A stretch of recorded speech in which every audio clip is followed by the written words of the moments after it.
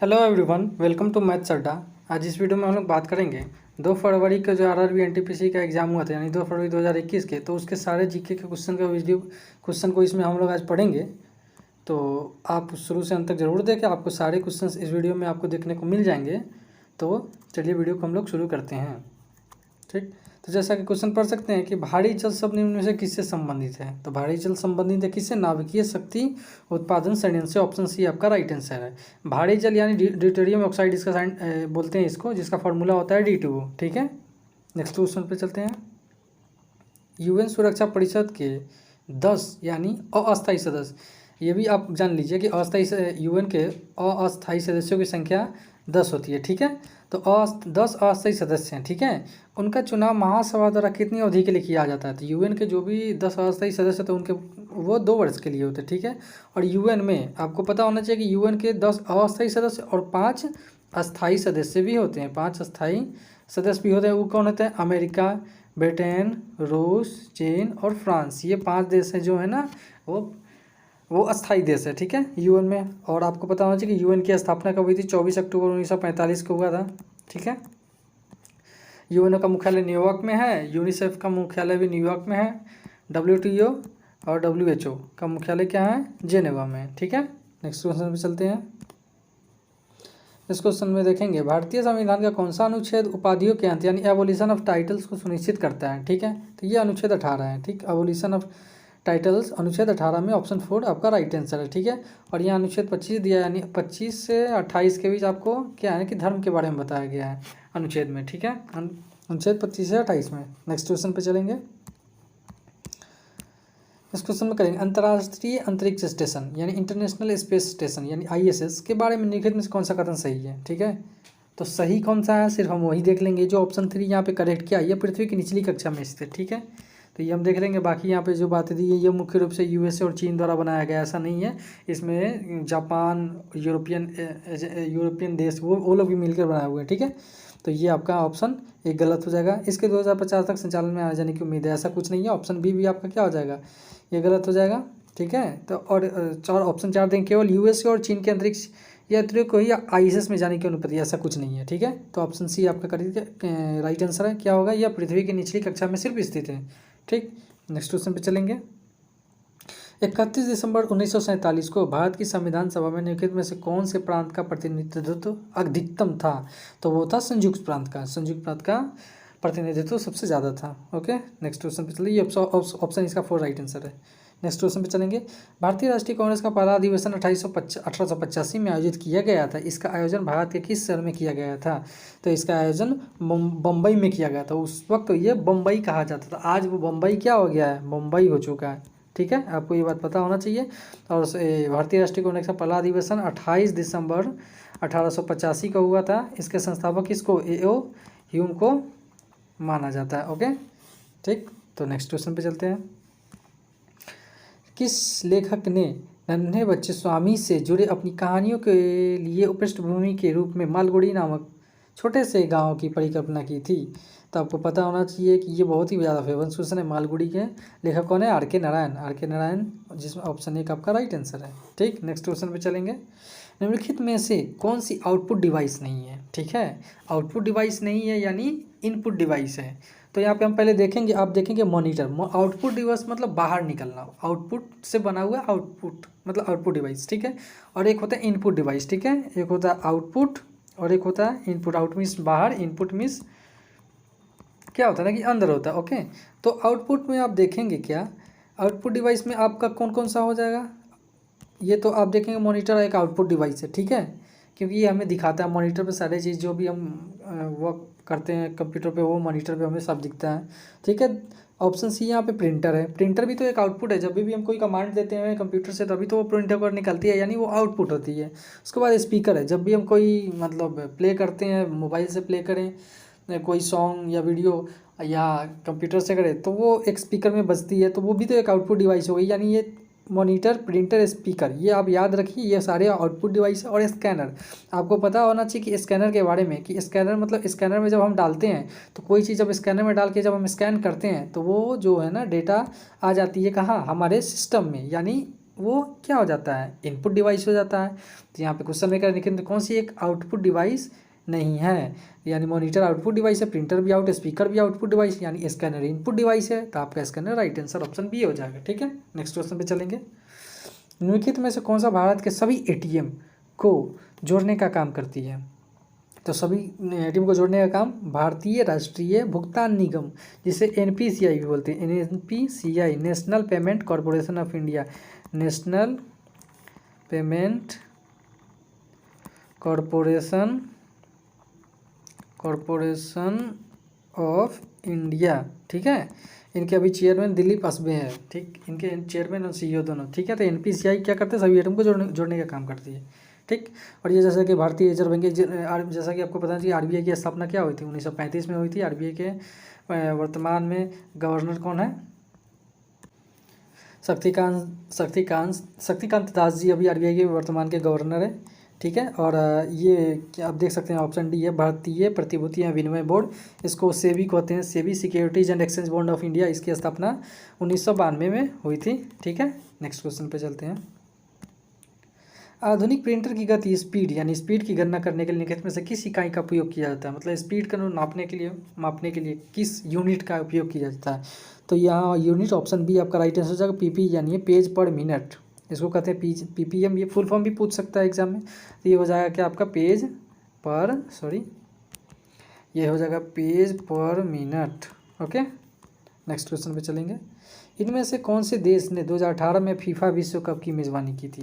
तो फीफा की 2018 में मेज़बानी की थी, ऑप्शन सी रूस की थी।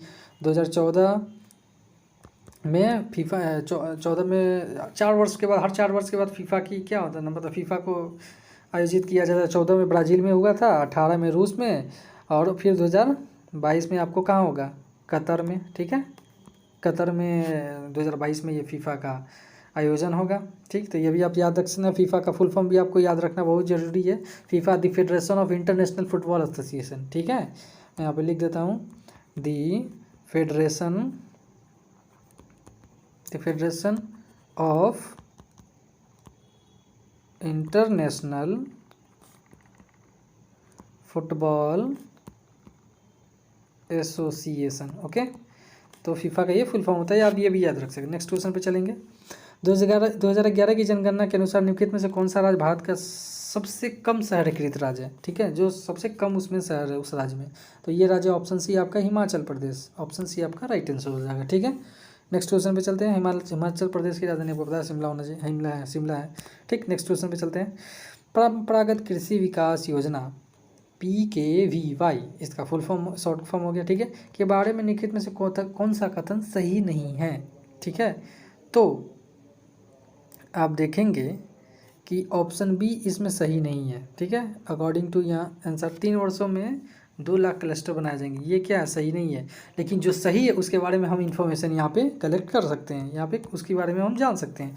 तो PKVY यानी परंपरागत कृषि विकास योजना, इसके बारे में हम थोड़ा जान लेते हैं। तो ये हमारे सारे ये क्या हो जाएंगे, ऑप्शन 1, 3 और 4 इस करेक्ट हो जाएंगे। तो इसमें कहा गया कि इस योजना के अधीन प्रत्येक किसान को बीजों, फसलों की कटाई और उपज की ढुलाई के लिए 3 वर्ष में 20,000 प्रति एकड़ की राशि प्रदान की जाएगी। ठीक है, उसके बाद इसे कह रहा है कि इसे जैविक खेती को बढ़ावा देने के लिए शुरू किया गया था। किसे, PKVY को, यानी परंपरागत कृषि विकास योजना। और इसका शुभारंभ कब हुआ था, 2015 में हुआ था। ठीक है, नेक्स्ट क्वेश्चन पे चलेंगे। GPS के संदर्भ में निम्नलिखित में से कौन सा कथन सही है, GPS के बारे में क्या सही है। ठीक है, तो GPS के बारे में ऑप्शन यहाँ पे बी करेक्ट है, क्या है, पर्वत और बिल्डिंग ब्लॉक GPS सिग्नल के लिए बाधा बन सकते हैं। ठीक है, तो ये हमारा ऑप्शन सही हो जाएगा। बाकी ये जो ऑप्शंस दिए हुए हैं 1, ऑप्शन 3, 4 ये गलत है। अब क्या है कि इसमें कह रहा है कि इसका पूर्ण रूप गैलीलियो, ये नहीं होता है। GPS का full form global positioning system होता है। ठीक है, और ये GPS जो है ना अमेरिका का है। ठीक, और अब हम अपने इंडिया का भी अब कुछ दिनों के बाद हम लोग GPS यूज़ करेंगे, जिसका नाम है नाविक। आपने नाम हालांकि सुना ही होगा, वो नाविक है। ठीक है, अब नाविक का फुल फॉर्म है कि नेविगेशन, इसका फुल फॉर्म होता है नेविगेशन विथ इंडियन कॉन्स्टेलेशन। ठीक है, नाविक का फुल फॉर्म होता है, आप ये भी याद रख सकते हैं। ठीक है, नेविगेशन का फुल फॉर्म। तो चलती है नेक्स्ट क्वेश्चन पे। IMF और विश्व बैंक का गठन 1944 में हुआ था। इनका मुख्यालय किस शहर में स्थित है? तो IMF और वर्ल्ड बैंक का मुख्यालय क्या है? वाशिंगटन DC में, जो अमेरिका की क्या है? कैपिटल भी है, राजधानी भी है, ठीक है। और उसके अलावा UNO का मुख्यालय न्यूयॉर्क में है ही। चलिए नेक्स्ट क्वेश्चन पे चलते हैं। चंद्रगुप्त मौर्य के गुरु कौन थे? तो चंद्रगुप्त मौर्य के गुरु विष्णुगुप्त थे। इनको चाणक्य और कौटिल्य के नाम से भी जाना जाता है, ठीक है। नेक्स्ट क्वेश्चन पे चलेंगे। प्रत्येक वर्ष डैश द्वारा व्यापार करने की सुगमता संबंधी सूचकांक यानी ease of doing business index को जारी किया जाता है। मतलब ईज ऑफ डूइंग बिजनेस आपको पता होना चाहिए कि ईज ऑफ डूइंग बिजनेस एक इंडेक्स है जिसमें हर साल सारे कंट्रीज़ की लिस्ट आती है, जिसमें ये रैंक बताया जाता है कि किस कंट्री में बिजनेस करना कितना आसान है, ठीक है। तो ये मतलब किसके द्वारा क्या किया जाता है, जारी किया जाता है? तो ये वर्ल्ड बैंक के द्वारा जारी किया जाता है। ऑप्शन बी आपका राइट आंसर है, जो विश्व बैंक समूह के द्वारा ये हर वर्ष क्या आता है? Ease of doing business index दिया जाता है, ठीक। तो नेक्स्ट क्वेश्चन पे चलते हैं।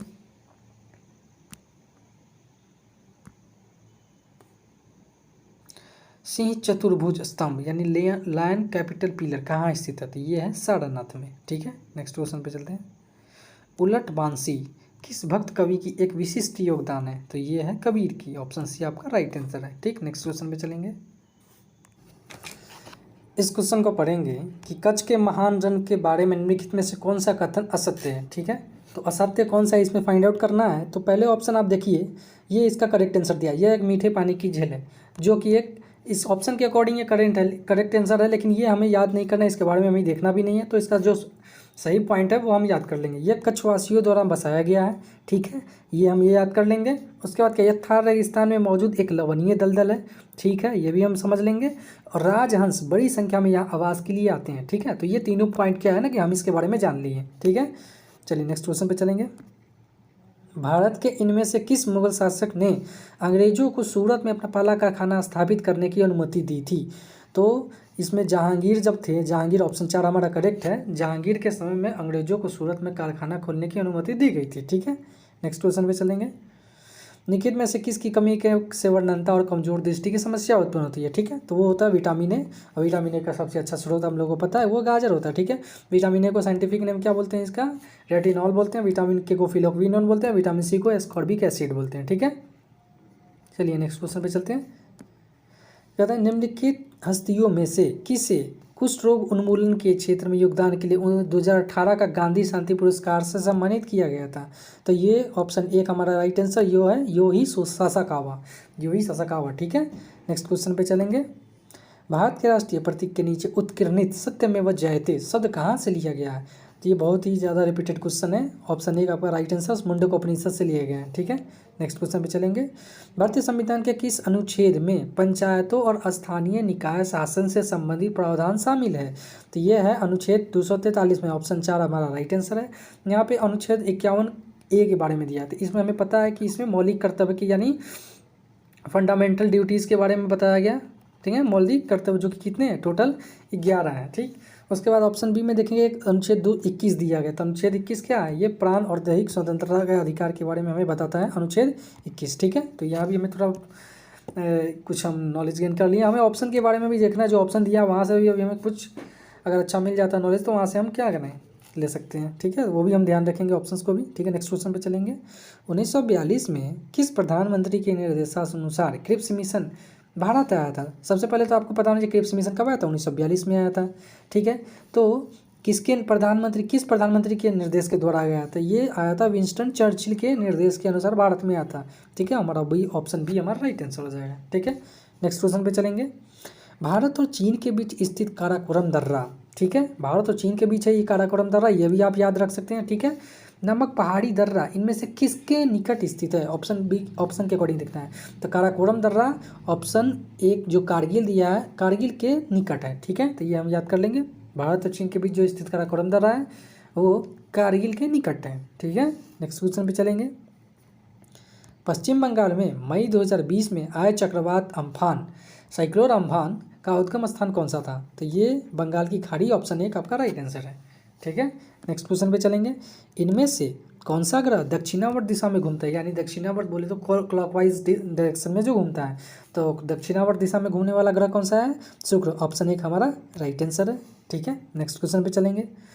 निम्नलिखित में से किस खिलाड़ी ने तैराकी में सर्वाधिक ओलंपिक स्वर्ण पदक हासिल किए हैं, तो ये है माइकल फेल्प्स ने तैराकी में। ये अमेरिका के एक स्विमर है, बहुत इन्होंने करीब बहुत सारे गोल्ड मेडल हासिल किए। ठीक है, तो चलिए नेक्स्ट क्वेश्चन पे चलते हैं। अभिज्ञान प्रौद्योगिकी यानी रिकॉग्निशन टेक्नोलॉजी में OMR का उपयोग होता है, इसमें M का पूर्ण रूप क्या है। बहुत बहुत बार आप पहले एग्जाम देते हो, अब तो ऑनलाइन हो गया, पहले OMR सीट पे हम लोग फिल करते थे। ठीक है, तो वही OMR है। तो OMR का फुल फॉर्म होता है ऑप्टिकल मार्क रीडर। ठीक है, तो ये भी आप फुल फॉर्म याद कर सकते हैं, क्योंकि एग्जाम में ये भी आपसे पूछ सकता है। ठीक है, तो एम का मतलब क्या होता है, मार्क, जो कि ऑप्शन 4 आपका राइट आंसर है। ठीक है, नेक्स्ट क्वेश्चन पे चलते हैं। हॉर्नबिल त्यौहार एक प्रसिद्ध आदिवासी त्यौहार है। ठीक है, यह भारत के इनमें से किस पूर्वोत्तर राज्यों में मनाया जाता है, तो ये हॉर्नबिल फेस्टिवल आपको नागालैंड में मनाया जाता है। ऑप्शन सी राइट आंसर है। जब यहीं पे कह दे पक्के पागा हॉर्नबिल कह दे, तो पक्के पागा हॉर्नबिल आप उसके लिए आपका आंसर चेंज जाएगा, वो अरुणाचल प्रदेश में मनाया जाता है। ये हॉर्नबिल है, लेकिन पक्के पागा हॉर्नबिल आपको अरुणाचल प्रदेश में मनाया जाता है, और सीधे हॉर्नबिल वो नागालैंड में मनाया जाता है ये फेस्टिवल। ठीक है, नागालैंड की राजधानी कोहिमा हो गया, असम का दिसपुर, अरुणाचल प्रदेश का ईटानगर, मिजोरम का आइजोल आपको पता होना चाहिए। ठीक है, नेक्स्ट क्वेश्चन पे चलते हैं। नीति आयोग का गठन को किया गया था, डैश को किया गया था। नीति आयोग गठन कब किया गया था, तो नीति आयोग 1 जनवरी 2015 को बना था। ये ऑप्शन 4 आपका राइट आंसर हो जाना चाहिए। और आपको ये पता होना चाहिए कि नीति आयोग से पहले इसका नाम क्या था, योजना आयोग। ठीक है, योजना आयोग इसका नाम था, नीति आयोग से पहले इसका नाम। तो अब योजना आयोग कब बना था, तो ये बना था 1950 में। ठीक है, अब नीति आयोग के बारे में आपको जो ये बता जाना चाहिए, नीति आयोग के अध्यक्ष होते कौन होते हैं। नीति आयोग के अध्यक्ष PM होते हैं, जो अभी प्रेजेंटली PM होते हैं। जैसे अभी क्या है, नरेंद्र मोदी जी अब हमारे क्या है, PM है, और नीति आयोग के अध्यक्ष होते हैं। और इसके उपाध्यक्ष कौन सा है, राजीव कुमार, और इसके CEO है कौन, अमिताभ कांत। ठीक है, नेक्स्ट क्वेश्चन पे चलते हैं। पारा का सामान्य नाम क्या है, क्विक सिल्वर। ऑप्शन 1 हमारा राइट आंसर। ठीक है, नेक्स्ट क्वेश्चन पे चलते हैं। NSE यानी national stock exchange of India का मुख्यालय कहाँ स्थित है। NSE यानी नेशनल स्टॉक एक्सचेंज का मुख्यालय क्या है, हेडक्वार्टर मुंबई में। ऑप्शन बी आपका राइट आंसर है। ठीक है, नेक्स्ट क्वेश्चन पे चलेंगे। सोडा वाटर में कौन सी गैस पाई जाती है, तो सोडा वाटर में कार्बन डाइऑक्साइड यानी CO2 पाया जाता है। ठीक है, नेक्स्ट क्वेश्चन पे चलते हैं। कान्हा टाइगर रिजर्व कहाँ स्थित है, तो कान्हा टाइगर रिजर्व मध्य प्रदेश में स्थित है। ऑप्शन बी आपका राइट आंसर है। ठीक, नेक्स्ट क्वेश्चन पे चलेंगे। भारत में इनमें से किस आनुवंशिक रूप से संशोधित, यानी GM बोले तो जेनेटिकली मॉडिफाइड, जेनेटिकली मॉडिफाइड, ठीक है, तो आनुवंशिक रूप से संशोधित फसल की कानूनी खेती करने की अनुमति दी गई है। तो इनमें से कौन सा खेती करने के लिए अनुमति दी गई है, तो ये है BT कपास का। ठीक है, लिए इसको कानूनी से अनुमति दी गई है इसकी खेती करने के लिए। ऑप्शन 1 हमारा राइट आंसर है। ठीक है, नेक्स्ट क्वेश्चन पे चलेंगे। विश्व की सबसे बड़ी प्रवाल भित्ति कोरल रीफ, जिसको इंग्लिश में बोलते हैं, कहाँ पाई जाती है, तो ये पाई जाती है ऑस्ट्रेलिया में। ठीक है, ऑस्ट्रेलिया की राजधानी आपको पता होना चाहिए कैनबरा है। ठीक है, ऑस्ट्रेलिया के PM ऑस्ट्रेलिया के बारे में आपको पता चाहिए, वहाँ के ऑस्ट्रेलिया का भी PM है स्कॉट मॉरिसन, जैसा आपको पता होना चाहिए, स्कॉट मॉरिसन। ठीक है, ऑस्ट्रेलिया की राजधानी कैनबरा हो गया, जापान का टोक्यो हो गया। ठीक है, नेक्स्ट क्वेश्चन पे चलते हैं। फिलीपींस की राजधानी हो गया मनीला। ठीक है, नेक्स्ट क्वेश्चन पे चलेंगे।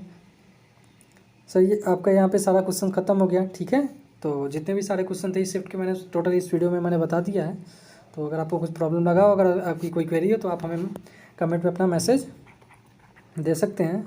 ठीक है, अगर आपको हमारा ये वीडियो अच्छा लगा तो प्लीज़ हमारे वीडियो को लाइक कीजिए, और नए हैं तो सब्सक्राइब कीजिए। और भी सारे अपडेट में आएगा जो मैं आपको देते रहूँगा। ठीक है, तो मिलते हैं नेक्स्ट वीडियो में। Till then thank you, have a good day.